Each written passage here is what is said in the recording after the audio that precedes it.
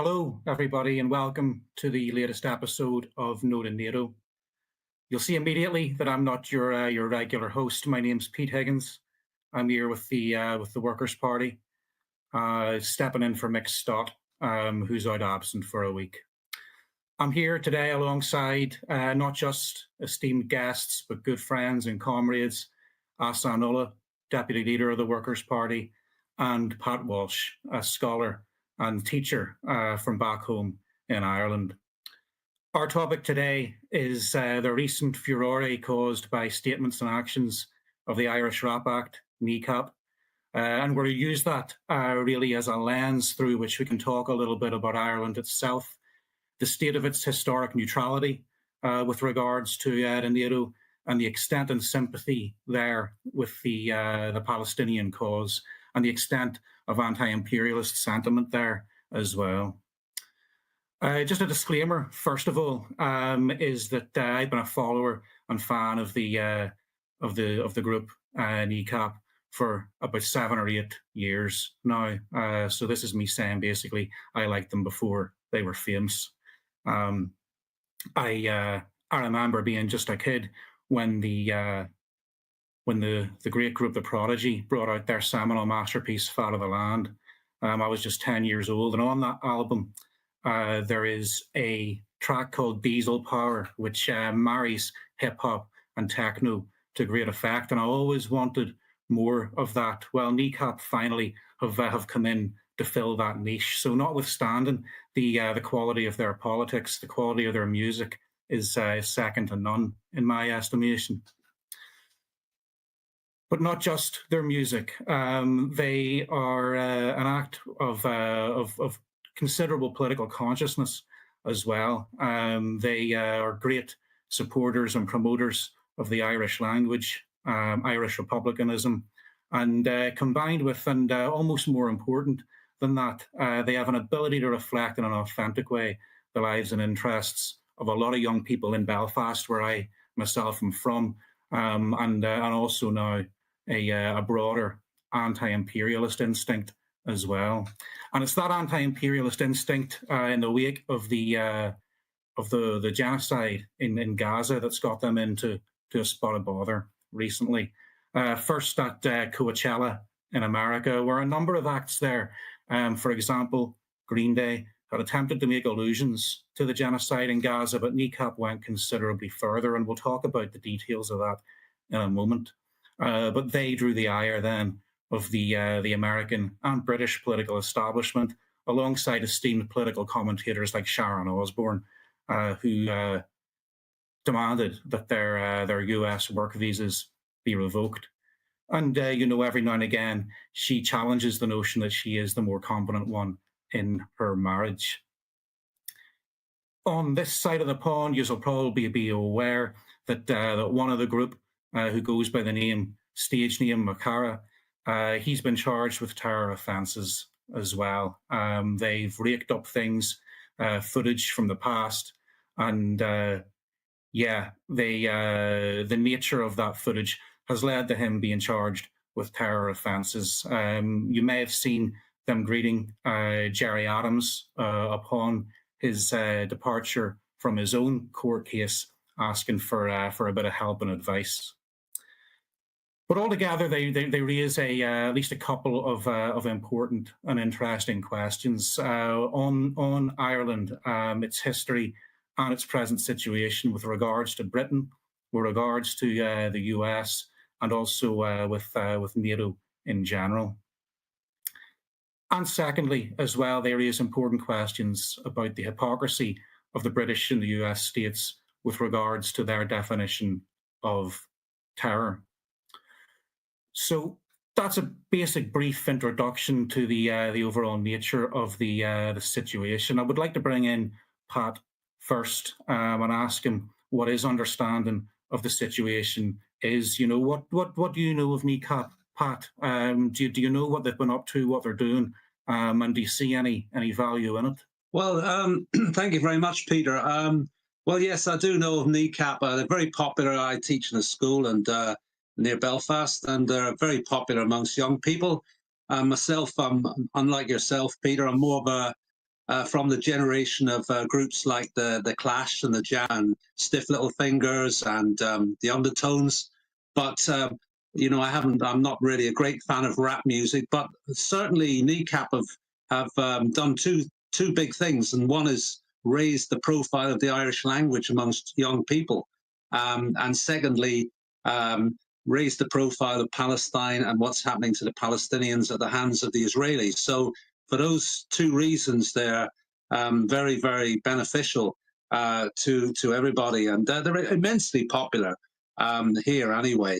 And I think from what I see, they're immensely popular from youth that still have that old rebellious spirit, which youth should have a rebellious spirit. There was a rebellious spirit back in 1977, and this is the sort of thing that that they should have. So that I hear that English youth and Scottish youth and Welsh youth also support Kneecap and what they're doing, and that's very, very good that they're raising consciousness about these issues amongst young people.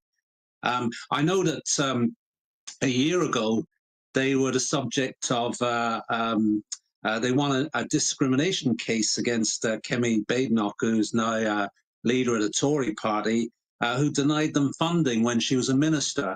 So that was before the current controversy, but certainly they struck a blow already, and there's nothing that Irish people like more than striking a blow against the British government.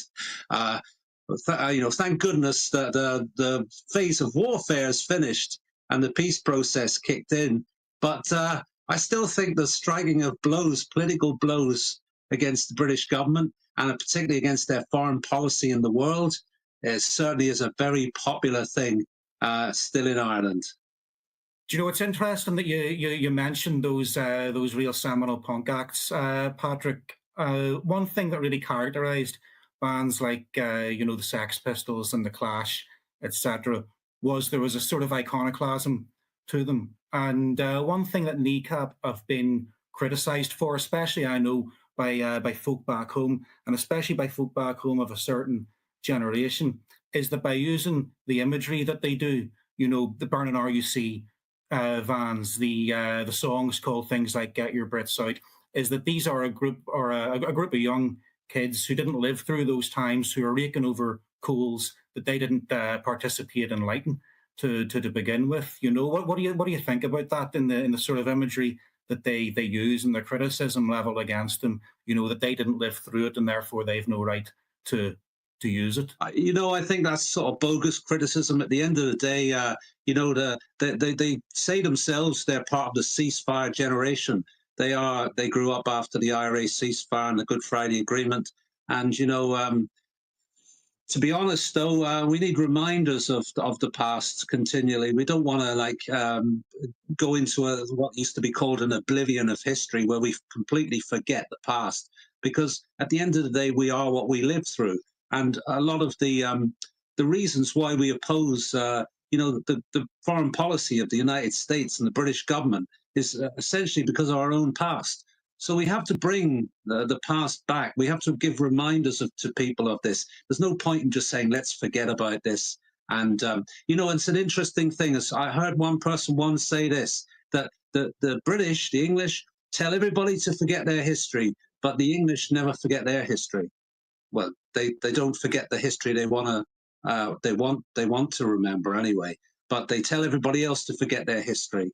But they don't want people to remember what they did in the world, and they want people to forget about the past. So I think it's very essential that Kneecap bring this symbolism of the conflict back. Nobody's wanting to restart the conflict. Everybody understands the situation. Everybody understands that we're in a political situation now, not a military, not an armed conflict, and people are very glad about that. That the transition occurred from war to politics, and it was done very effectively. People are happy with that. We're not advocating sort of militarism or things like that. And when you look at the situation in Britain, where you have the support for what say, for instance, Ukrainians are doing in Russia, which is basically terrorism, you see that.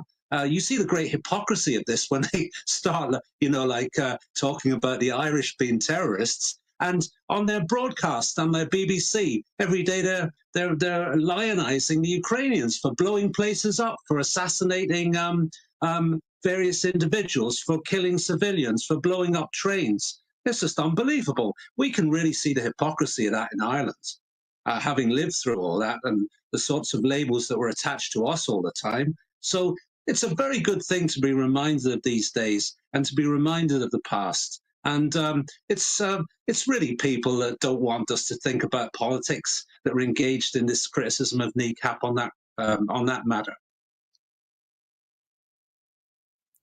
Thanks a lot for that, Pat. And yeah, and I think another thing that that so many of these kind of po-faced political commentators miss, both in Ireland and here in Britain as well, is the humour and the dark humour that what Kneecap are doing, and the humour of the generation that they represent, which is younger than me as well. That they certainly miss the humorous spirit with which so much of their output is done.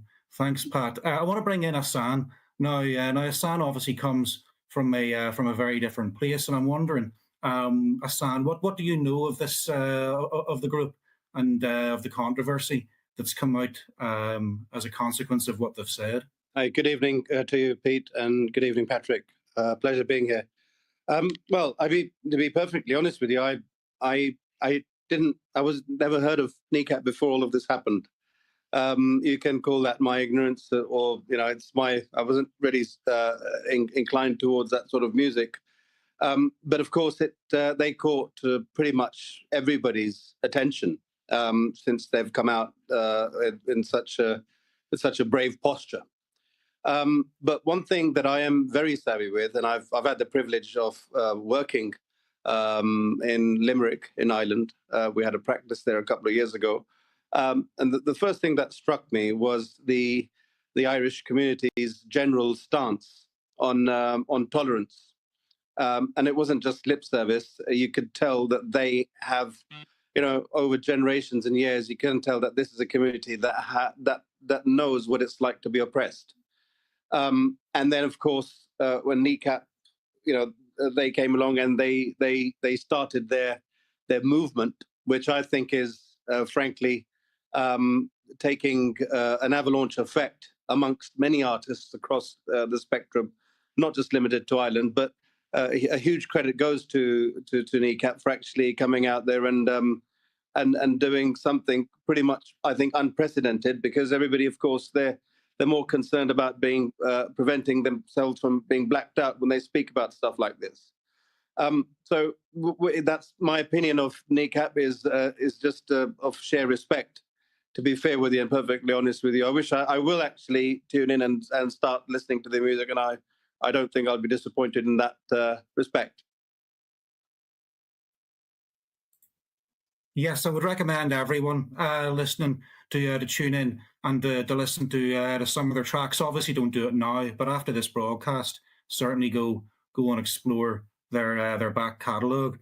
Pat, you teach in a small town in the north. There's obviously a history, certainly amongst the Irish on the island, of solidarity and sympathy with the Palestinian cause. To what extent are there lingering sympathies amongst the Irish towards the Palestinian cause? What do you think of, amongst your students and that generation, for example, is the extent of their understanding and awareness of what's going on? Well, yes, Peter, there's a very strong community feeling based on a sort of, in relation to Israel-Palestine, it's a common anti-colonialist spirit that's within the community in general, and even the younger people who haven't experienced the full conflict. They've still got that tradition, and of course our traditions are always kept alive in things like music. Music is so important to the Irish. We have songs really when the nation was in real dire straits from the famine times and afterwards. The Irish memory was really kept alive through music. Music is one of the last things that leaves the human mind. It sticks there. And we have a rich tradition of Irish sort of, rebel songs that commemorate heroes, commemorate resistance. And of course, that all chimes with the Palestine. When we look at Palestine, we see in those people the same experience that we had. And, I'll give credit one thing to Kneecap about this. We don't want to pose as the most. Someone once said, the critics of Irish Republicans once said something like, "Oh, you want to be the most oppressed people ever." But that's not, of course, at all the truth of the matter. Actually, I have a quote here from Kneecap where they said, "The Brits never bombed us from the skies with nowhere to go," and that's true. They have the context of the thing. Obviously, the Irish nation suffered terrible things over centuries and during the Troubles. But we realize that the Palestinians are going through absolute hell compared to us that we went through in the last 28 years. Everybody knows the context of that, But I was going to actually show you just one thing there. I have a book in front of me here that I picked up a few years ago. I just want to show you this book. And this will illustrate my point about, and really illustrate your question. This is a book, I'm going to show it up on the screen. It's called British Rule and Rebellion by H.J. Simpson. There, I'll just show it up there on there. And why this is important is that it was written, let's see what year it was written. It was around the 1920s anyway. But this is written by a black and tan, right? Basically one of the demobilized British Army of the First World War that was sent over to Ireland to basically repress the Irish democracy, which had voted in 1918 overwhelmingly for Sinn Féin and established an Irish government. So they sent over these sorts of troops called the Black and Tans. They were like wearing half uniforms of policemen and soldiers, and they engaged in a campaign of repression. And basically what they did was the things that Israel does today. When there was an attack against the British or the police, there was essentially, they went round and burnt villages down. They burnt down County Cork. They destroyed people's farmhouses who were suspected of being linked to, resistance groups and things like that. But it's very interesting, this book, because it's written by a fellow called H.J. Simpson. He was a black and tan, and then he went to serve with the Palestine police, the British Palestine police. And in one chapter here, just a very quick quotation from it, they read out from the Balfour Declaration, at the very start of the chapter, and it says this straight afterwards. It says on page, 153, that was the Balfour Declaration, made by a man who had great experience of Ireland and the effect of the plantation of people of one race and creed in a country mostly inhabited by a people of a different race and creed. The declaration was made in the year which followed the 1916 rebellion in that same island. It was made before Palestine had been conquered and before the war had been won in the main theatre of operations on the continent of Europe. So that shows you exactly the links between Ireland and Palestine, that these people who repressed Ireland in the around about 1919, 1921, they went off when they were basically, when the treaty was signed, off to Palestine and to repress the Palestinian resistance against the Balfour Declaration. So it's very much in our consciousness that we're very much linked to this situation in our history. Balfour, who was basically, he was an anti-Semite. He brought in the Aliens Act in Britain to keep Jews out. And he saw the solution to the Jewish problem, as he saw it, as establishing a Jewish state and establishing them as a nationality. Because in that time, the British essentially saw the Jews as being a, what's the word for it, a loose cannon internationally. And they came to the conclusion that they were pro-German, pro-Turkish in the war, and they should be established in a state that they could range themselves. So that this was all the establishment of Israel was about, or the establishment of Palestine, which subsequently became Israel. But my point really is that we're very much linked to the situation in Palestine from our history, and everybody's very conscious of this, especially in the north of Ireland, but I'd say right across Ireland as well. Thanks a lot for that, Pat, and cheers for the recommendation. That's one more book for the ever-growing to read list. Ahsan, do you have any reflections on the importance of music to resistance struggle, whether that is in solidarity with the Palestinian resistance? We have examples here in England of artists like Low Key. I'm sure there are others, but also of protest music in general. Well, of course, it's extremely relevant, considering it obviously plays a huge part in everybody's lives. But I think especially the younger generation, it's extremely important for that message to be flowed out to the younger generation, as you know, a lot of their time increasingly is spent on their search and time in listening to music. Glastonbury is another example, of course, where I believe it was recently where Jeremy Corbyn was on stage, and he was there was the theme was pretty. It was carnival-like, and there were chants of Free Palestine. And you know, as you would know, the people that come to Glastonbury, they're of all ages, of all walks of life, all sexual orientations, etc., etc. But the overall sound that resonated across those concerts were Free Palestine, because of course collectively everybody knows which side to be on history is the correct side to be on history, if that makes sense. I did want to mention a couple of things, if I may, referring to what our friend Patrick was referring to in terms of remembering your roots. I think that it's quite clear that the Irish community is obviously a lot more closely knitted. It's more family oriented, if I may say. You still have pictures and paintings on the sides of blocks that remember the times of the resistance, etc. So that's pretty much it's alive in the back of people's minds there.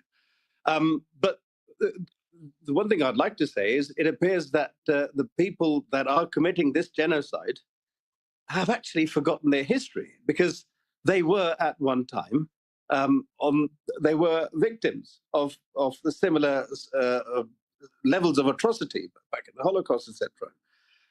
One wonders whether what it is, if only they knew that this was their history.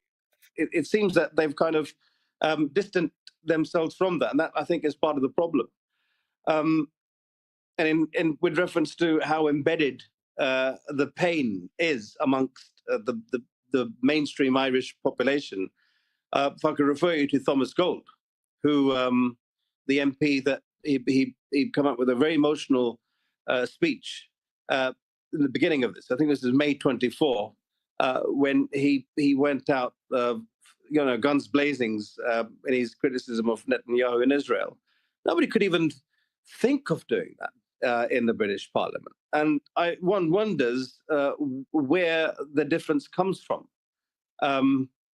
It's just such a stark difference in people's approach generally. Not saying that that's not the case. And of course, we've got amazing people in Britain that are standing up, and they are advocating for all of this to stop. But the people up there in the leadership, one wonders, what's. I think they've kind of systematically distanced themselves from the past, with reference to our tributes to the Holocaust, etc. It's all happening again. They've parked that somewhere in the back of their minds. Yeah, I think that's absolutely true, and I also think one of the benefits of being a touring musical act, along with the benefits of modern social media, is that you can cut through, and they have cut through Kneecap directly to an audience, and an ever-growing audience as well. If they were to have to rely on being reflected through the established media in Ireland, for example, they may not have found it quite so easy. The established media in Ireland has not historically been entirely sympathetic to the cause of Irish independence. And, in fact, Kneecap, before this particular controversy even began, ran into the conflict with RTE. In 2024, they were on the Late Late Show with Patrick Walsh, and having been advised not to wear Palestinian emblems, etc., of course they did in the end, with one of them, DJ Provy, I think, unzipping his top to show that he was wearing a Palestinian football shirt. Ironically enough, now they have been participating in a sort of reality survival show on RTE, where RTE have sent them off to the Arctic. I think that has to be some kind of an internal joke on RTE's behalf to get them as far away as possible. But Pat, what do you think is going on there? Do you think that this group from inner city West Belfast making such a fuss and such a nuisance of themselves, is that going to be anathema to certain elements within the Irish media? Are they bringing up bad memories? Well, of course they are anathema to what we would call here the Dublin 4 media. It's like the type of, the middle class Dublin establishment, political establishment. That's basically, these people are very anti-Republican for a start. They really wanted nothing to do with the conflict in the north. They wanted to shut it down as much as they could, or shut it out of the ears of the people in the south. And these people are very, very anti-Republican. In the past, they've censored republicanism. They've censored Northern voices continually. They absolutely loathe Sinn Féin and the movement Sinn Féin from the north to the south. And they do everything. We've recently had, for instance, I don't know if you're probably aware of this in Britain, I'll say you are now, the Gerry Adams case. The Gerry Adams case, where they accused Gerry Adams of giving the order to shoot Dennis Donaldson, who was basically a self-confessed informer for British intelligence. This is a few years back, but they made allegations in the Irish media that Gerry Adams had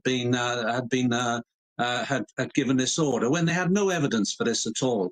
For years, they've been trying to get Gerry Adams and basically make sure that he's remembered as a member of the IRA and all that sort of stuff, and he was responsible for these types of things. And they've linked him to high-profile things without ever having been able to, press their case. And essentially, Gerry Adams has won quite a few cases of, compensation cases where they were discovered to have no evidence at all. And recently, again, the same thing has happened. He won £100,000 from the BBC. And the BBC had the trial was held in the south of Ireland, and the BBC have had to pay £4 million worth of legal bills for this case to try and to prove that that Gerry Adams gave the order for the killing of Dennis Donaldson, when he had absolutely no motive to do so, because he was engaged in a peace process,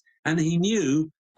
He was a senior Republican, no doubt. Gerry Adams was a senior Republican, but there was no way that was in the interest of senior Republicans to have somebody assassinated that would actually derail the peace process, which Gerry Adams had put so much of his life invested in.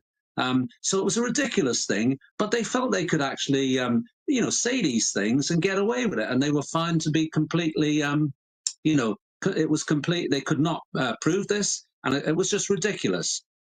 So essentially, that's a good example of that. But the Irish media itself were very, very annoyed about this judgment. And they said that it was a chilling thing that Gerry Adams got away with it. But he didn't get away with it. What Gerry Adams actually did, and what he said later on, was this. He said, "I've put manners on the BBC because the BBC can't make these unfounded allegations against Irish people and get away with it." So that was very, very good. But yes, to answer your question, there's a very strong political establishment in the Irish Republic in the south that is anti-Republican, and they're also trying to repress criticism of Israel, just like the British government. They can't do it as effectively because the Irish people are very much very vociferous about Palestine. And so it's much more difficult for these politicians to get away with things because basically they'll be punished at the ballot box if they push it too far. So yes, there is a great hostility amongst some sections of the Irish media and the Irish government itself, which essentially is an anti-Sinn Féin, anti-Republican government. It's keep Sinn Féin out. That's what the basis of the Irish Republic's government is. And they are terrified of Sinn Féin taking over the government of the Irish Republic, which would mean a completely different foreign policy and basically a radical government, a left government. And that would be a real problem for these establishment figures in the south of Ireland.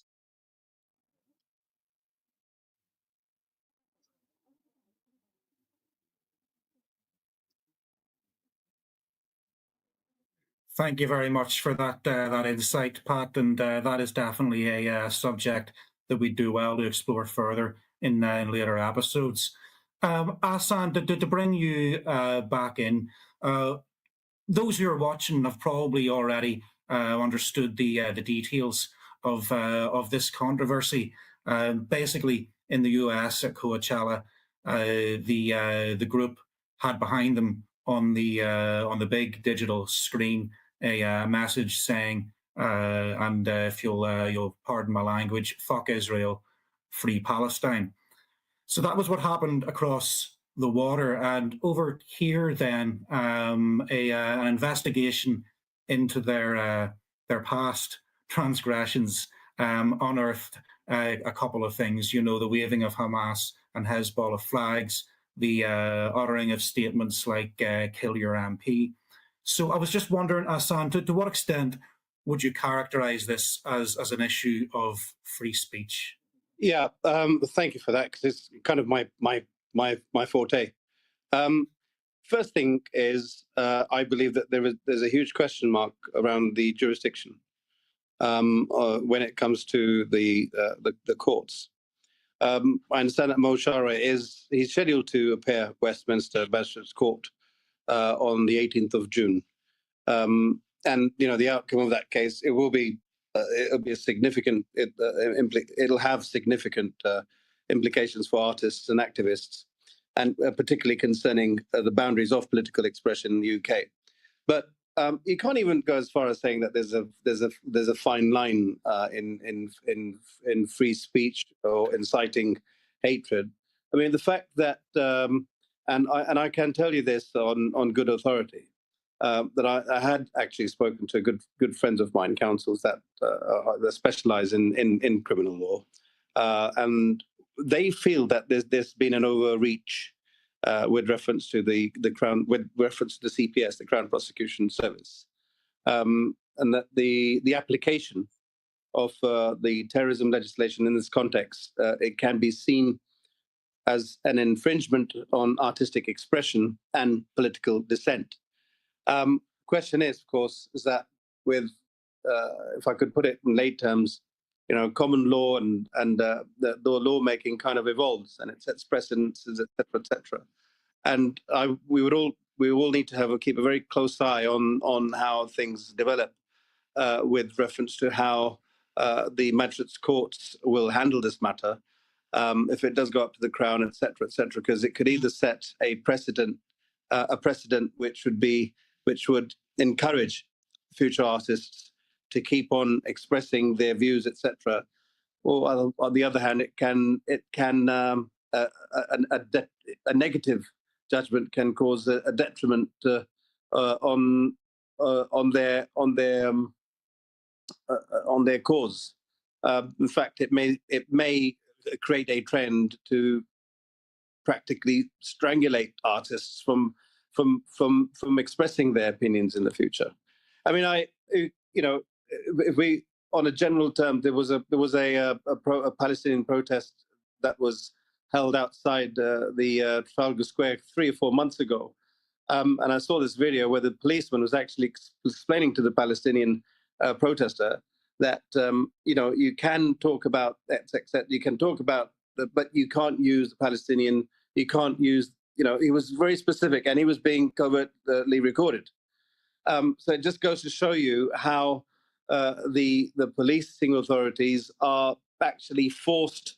They're being strong-armed to prevent protest. And I am afraid, and I do hope for the best, that that we get a good positive outcome, and that they throw the book back at the CPS. Thanks, Ahsan. And Pat, would you say that there's a hypocrisy there in that many of those who are calling for charges against Kneecap or for their work visas to be revoked would be the first to chime in about cancel culture and no platforming, were it to be on the other side of things? Yeah, of course. I mean, we see these videos every day, like from basically Reform supporting people who are always talking about cancel culture and the left and the liberals and all this woke people and all that. And yet they don't like it themselves. I mean, essentially, they want to cancel culture. They want to cancel criticism of Israel. I mean, if we think about the flags issue as well, I mean, Kneecap were accused of waving a Hezbollah flag. Yeah, this is really, really ridiculous for people who live in Belfast, because this time of year, every year, we see our whole streets bedecked with loyalist paramilitary flags, of terrorist organizations. The police don't do anything about taking these flags down. We have bonfires where victims of violence, ordinary innocent Catholics, their effigies are burnt on bonfires. And yet that isn't dealt with in any respect at all. And a pop band who actually, wave a flag for like a couple of seconds is charged with what, a terror offense? I mean, it's just crazy from the point of view here when we see all the carry on that goes on here. Like, if I could just please, if I may quickly add, if I may please, Patrick, sure. right. Please do. The only thing is that I had to explain my 17-year-old nephew that that's not actually a Hezbollah flag.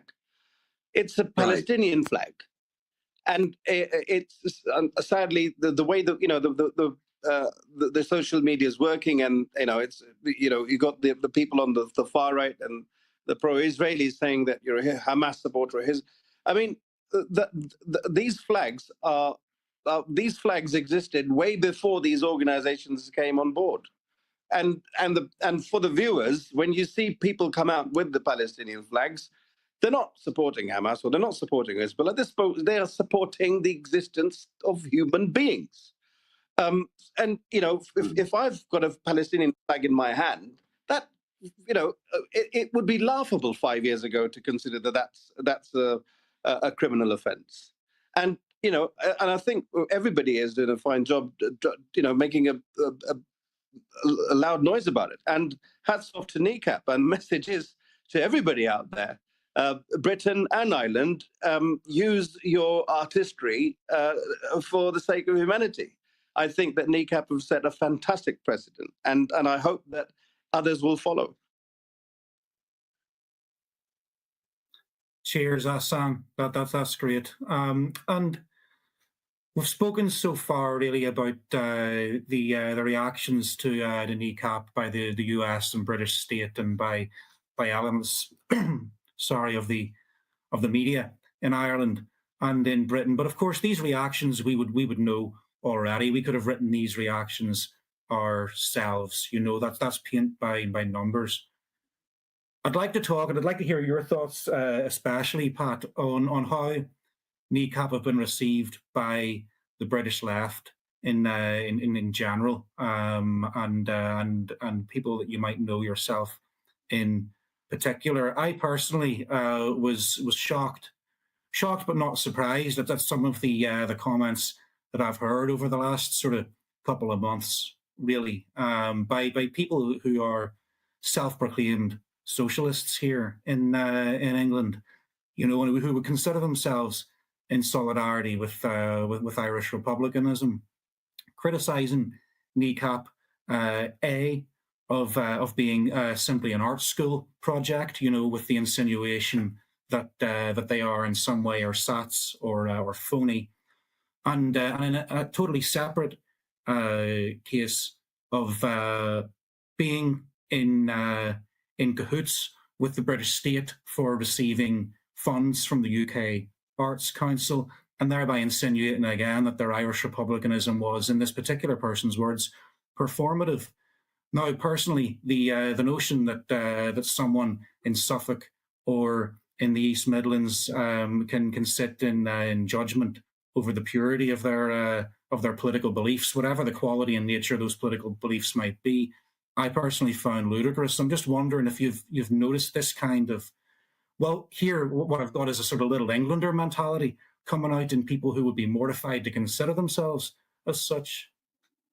Well, I mean, Peter, to be honest, I don't pay too much attention to a lot of these people on the British left. I don't think they constitute the left as it used to be. They're basically, what would we call them? They're liberal imperialists. That's all they are, you know. But I'd say two things against those charges against Kneecap. One is that, Kneecap are not an art school project. What they are is they're an authentic voice of West Belfast youth. If you go to anywhere in West Belfast, you go to a concert, a pub, or any meeting at all, this is what West Belfast youth are. Then there's nothing there's nothing art school about them at all. They are, and the movie shows you that. If you watch the movie, the Kneecap movie was a year or so ago. It's very humorous. It's very humorous in the Belfast way. It's very accurate as far as Belfast life is concerned, the social existence. Kneecap are very much of the people. They are the authentic voice of the people. I don't think there's any criticism here on those lines at all, because the people know what Kneecap are here, and they know who they are, and they know everything about them, and they know exactly what spirit they constitute, and it is the spirit of the people here, essentially. The other aspect is, why should they not take British government money? At the end of the day, people here pay their taxes. They contribute just as much. We end up having to pay our taxes so that they can buy missiles to give to the Ukrainians, or buy missiles that they give that they sell to the Israelis to bombard the Palestinians. Should we? Perhaps we should. We should stop paying that. Perhaps we should stop paying our BBC TV licenses. But surely we should get some money back. That's the thing. Nobody would begrudge Kneecap taking the money from the British state. That's the situation. We're citizens of the British state, whether we like it or not. So they've got to fund us if we're paying them their taxes. I mean, those criticisms from the British left, as you say, that's just like home counties, sort of like coffee shop talk. It's nothing. That's nothing to do with socialism or the working class. That's just shows those people up for what they actually are, and they're basically, petty bourgeois, sort of like careerists at the end of the day, that are not much use to anybody, and that's why they're not getting any votes from the north of England and places like that. Why people are going over to reform, and they wonder about that, because they don't represent any working class interest anymore. They're not like even the people that used to be in the Labour Party, real working class people. I have no time for these people at all. I'd take Kneecap 100 times before them. Yeah, I think you're absolutely right. And it was that authenticity that drew me towards them as well. As a former East Belfast youth, former East Belfast and former youth, I saw in them a reflection of that same kind of living for the weekend mentality that characterized, how I grew up as well. That was what drew me towards them too. I realise that we're running slowly out of time. There's still a couple of boxes that I want to tick. Ahsan, I want to bring you in. Do you think there's a difference? Pat has been talking about this notion of working class authenticity that I totally agree Kneecap represent. Do you think that means that there's a difference in how a statement of solidarity with Palestine is taken from a group like that, compared to, say, a statement that comes out from the Green Party or a representative of the Anglican Church, for example? I wouldn't want to comment on the Anglican Church in that sense. But if you were to draw comparables, with the energy and the spirit and the hardcore approach that Kneecap has taken in expressing their solidarity towards the Palestinian people with the party like the Green Party. Now, I don't want to believe me, I'm not being biased here, but you just simply can't compare the two. You've on the other hand, you've just got a set of careerist politicians that simply don't. That there's contradiction in every breath that they utter. I mean, you have the Green Party supports the NATO, which is probably the largest carbon footprint on the planet. Yet they call themselves green. I don't think there's much tangibility in their position, and I don't think that, given that they are a mainstream political party, that they've done enough to push the narrative and to spread the message that what's happening in Palestine and stop the genocide. There is no comparisons, and I think that's why the establishment are doing everything that they possibly can to bring Kneecap down, to cancel them out. Just you previously mentioned about how it's affected on their activities affected on the British left. If I could just mention, I am aware that there were figures such as Pulp, Massive Attack, Paul Weller, and others that they drew. They put an open letter where they condemned what they perceived as a coordinated attempt to censor and deplatform the group. But as you mentioned earlier on in the program, courtesy to social media, courtesy of Kneecap's talent and their following, they've managed to break that wall down, and they're storming ahead. So they've got a far more potent approach than the Green Party, I would suggest, or any other political party, barring ours, of course. I think we've taken the lead when it comes to standing for Palestine. Thanks very much for that, Ahsan. And Pat, I'd like to give you the last word on this, really to broaden things out a little bit. And I understand that I've left the biggest question really to last, but if you could give us some insight onto the current state of Ireland, especially with regards to its historic neutrality, with regards to NATO. Okay, well, what is Irish neutrality? We've got to say why that is there. It's basically because it was brought in, when the Irish state became a sovereign, independent state, and we did not want to fight any more British wars, basically. The Irish had constituted a large section of the British Army. I think it was about a quarter of the British Army at Waterloo was Irish. A large section of the British Army in India was Irish. And so we fought in these campaigns, and in the First World War, we didn't want any more of that, actually. That was essentially it. But there's another important thing about Irish neutrality. It has a purpose on the other side as well. What we were doing by becoming neutrals was we were saying to Britain, who are basically our colonial overlord over centuries, that we weren't going to actually ally ourselves with any enemy, European power that might want to sort of use Ireland as a backdoor. So, for instance, we weren't going to ally with Germany or France or Spain or whatever. So it had two sides, Irish neutrality. Now, that's very important, because if you think of the situation in Ukraine, and, the British establishment are always saying, the Russians had nothing to fear from the Ukrainians joining NATO. But, would the British allow Ireland to actually form an alliance with Russia or with China? I don't think so, somehow. It's absolutely ridiculous. But they do want to undermine our neutrality. And essentially, there is great pressure at the present moment on the Irish establishment to try to end our neutrality in a sort of thin end of the wedge type of way. There's many articles doing the rounds in the Irish media which suggest that Ireland is the weak link in Europe's defences against Russia, particularly in relation to underseas cables from the United States. So there's lots of stuff like that. There's also the RAF continually saying that Ireland can't defend its own airspace, which of course is true. And we also have a situation that we have these US multinationals that are very important to the Irish economy. They're putting pressure on, really essentially, probably through the United States political establishment, because they know that if they pull out of Ireland, we have big trouble. We have big trouble. But, you know, at the end of the day, you know, I'm not against Ireland having a powerful military. The only people that were ever against Ireland having a powerful military was the British government. You know, if we went along, we said, right, let's buy a load of S-400s, you know, from the Russians, and let's buy a big drone fleet from, say, Turkey, you know, some, you know, drones and stuff like that. The British government would be the first people that would object to our militarization.